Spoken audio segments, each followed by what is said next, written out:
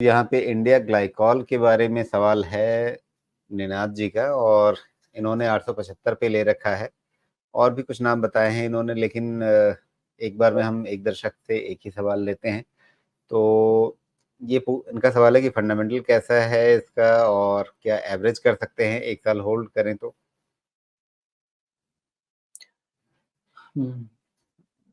थोड़ा quick fundamental मैं देख लूं, बिकॉज फंडामेंटली मैंने इसको ट्रैक किया नहीं है। इंडिया ग्लाइकॉल्स देखिए, ओके,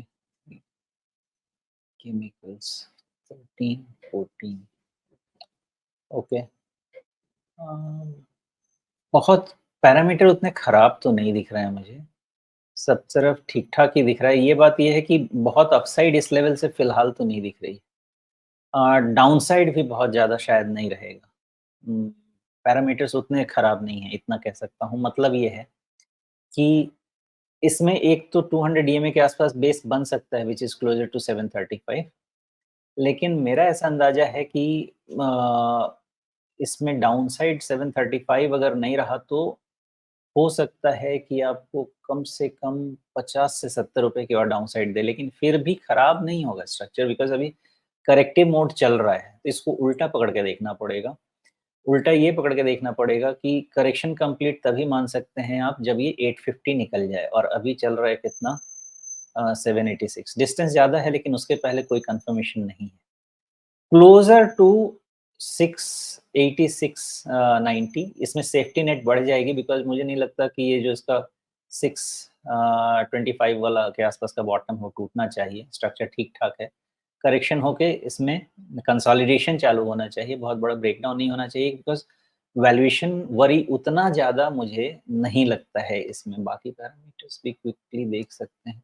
जी, ओके, बहुत ज़्यादा वैल्यूएशन तो हाई वैसे 14 के आसपास है, तो जहाँ जिस बाजार में 50-60 के वैल्यूएशन बहुत आम बात हो गए हैं तमाम सेक्टर्स के शेयरों में, तो उस हिसाब से वैल्यूएशन तो शायद ज़्यादा ना हो। लेकिन मैं ये देख रहा था कि इनके तिमाही नतीजों में मुनाफे का आंकड़ा आप देखिए, मतलब अटक गए हैं 40-50 35 इसके दायरे में अटक गए हैं पिछली कई सारी तिमाहियों से।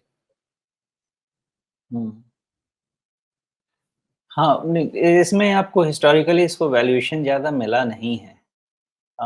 तो हिस्टोरिकल वैल्यूएशन से कंपेयर करेंगे ना, तो ये आस-पास ही है, ना बहुत महँगा ना बहुत सस्ता।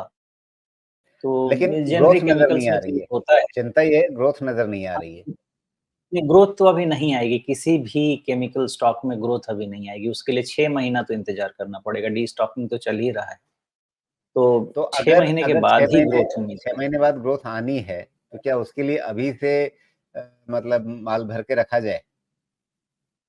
इस लेवल पे नहीं, देखिए क्या है कि एक्यूमुलेशन लोअर लेवल पे कर सकते हैं, लेकिन क्या है कि अच्छे दाम पे खरीदेंगे, तो वहाँ से बहुत रिस्क भी नहीं रहेगा, और थोड़ा वेट किया 1-2 साल का तो कुछ रिटर्न भी मिल जाएगा। इस लेवल पे थोड़ा-सा रिस्क प्राइस रिस्क है। इसीलिए मुझे समझ में आता है कि अगर कभी ये 700 के नीचे कभी मिलता है, तो इसमें हमारा रिस्क कोशंट कम हो जाएगा, बिकॉज़ वहाँ से 15% के आसपास का डाउनसाइड रहेगा, और वापस फिर से आप 950 60-70 वाला जो हाई है, उसको देख सकते हैं, बिकॉज़ सेक्टर धीरे-धीरे ठीक तो होना चाहिए। बहुत लंबे समय से करेक्शन में है ये सेक्टर। इसने पैसा कब से नहीं बनाया, 2021 अक्टूबर से लेके आज तक इसने पैसा बनाया नहीं है। 22, 23, 24, हाँ, तो करीब-करीब 2.5 साल होने को आ गया है। तो इनका कंसोलिडेशन जो है 2 से 4 साल तक चलता है। जब तक सेल्स आ नहीं जाए तब तक नहीं मान सकते हैं। तो इसीलिए मैं कह रहा हूँ कि अभी भी 1 डेढ़ साल का समय लग सकता है इसमें, पॉसिबिलिटी है। तो जितना कॉस्ट को लो रखेंगे, उतना अच्छा रहेगा इसमें, ये बेहतर रहेगा। अगर मोमेंटम पे काम करना है, तो जी, 850 का वेट करना चाहिए, अदरवाइज़ कॉस्ट को लोअर रखिए। जी।